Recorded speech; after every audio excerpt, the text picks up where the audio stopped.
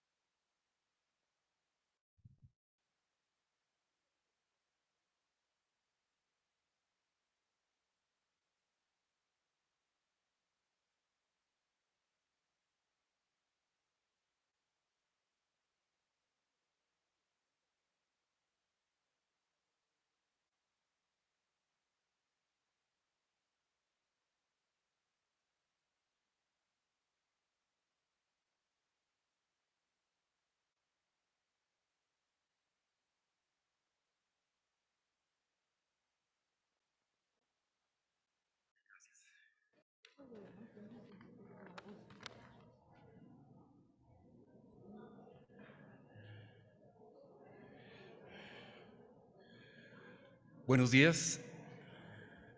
Perfecto. Señor presidente, buenos días. Muchísimas gracias por recibirme en comisión, señores y señoras asambleístas.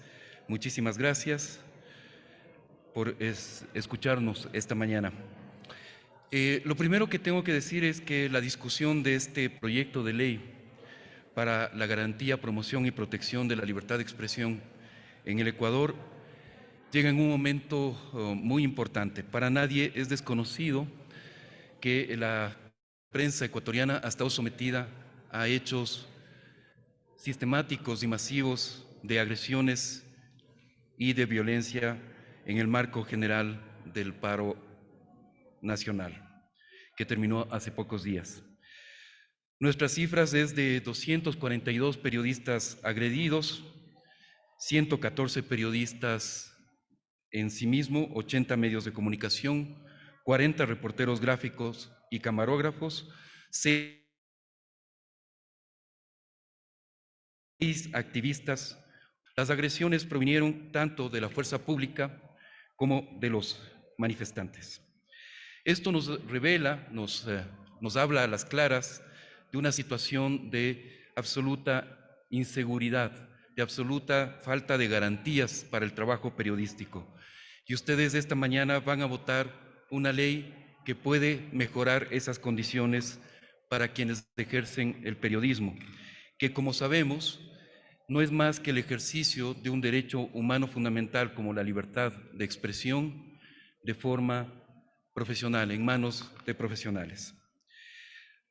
Por eso nos permitimos desde Fundamedios presentar algunos criterios, algunas observaciones sobre los proyectos, sobre los informes que van a ser tratados esta mañana. En el informe de mayoría valoramos muchísimo ese espíritu de garantía a la libertad de expresión, a la libertad de prensa, a generar condiciones favorables para el ejercicio periodístico, para el trabajo de los medios de comunicación, para mejorar las condiciones de trabajo de los medios.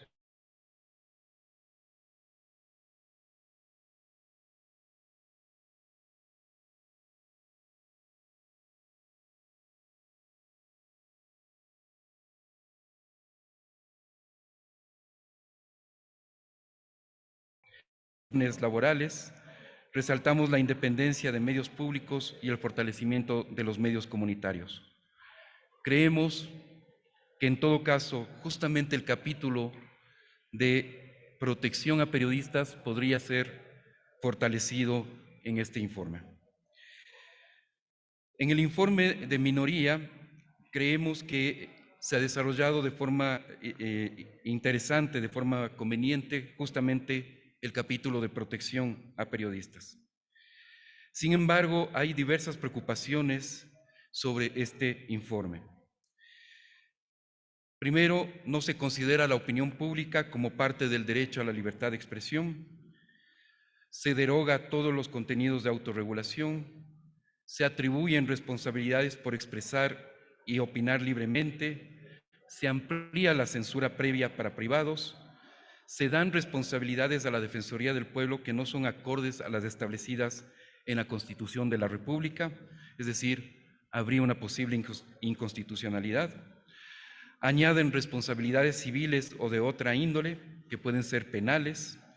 Establecen regulación de contenidos respecto a problemas estructurales. Señalan que el Estado regulará la verdad de la información. Incluyen al Estado en mecanismos de participación ciudadana.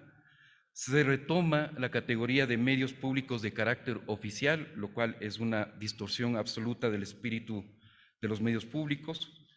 Se incluye al Estado en los mecanismos de participación ciudadana. Se incluye el financiamiento de publicidad estatal con recursos públicos mediante informes de distribución de presupuestos. Se incluye el fortalecimiento de medios comunitarios, pero es desproporcional a los principios de equidad e igualdad. Creemos firmemente que los medios comunitarios tienen que ser fortalecidos, pero creemos también que tiene que darse en un marco de justicia, equidad e igualdad. Se elimina de la categoría de medios comunitarios a las universidades y escuelas politécnicas. Se retoma la reserva de manejo del espacio radioeléctrico por parte del Estado. Se añaden condicionamientos o porcentajes que son absolutamente antitécnicos.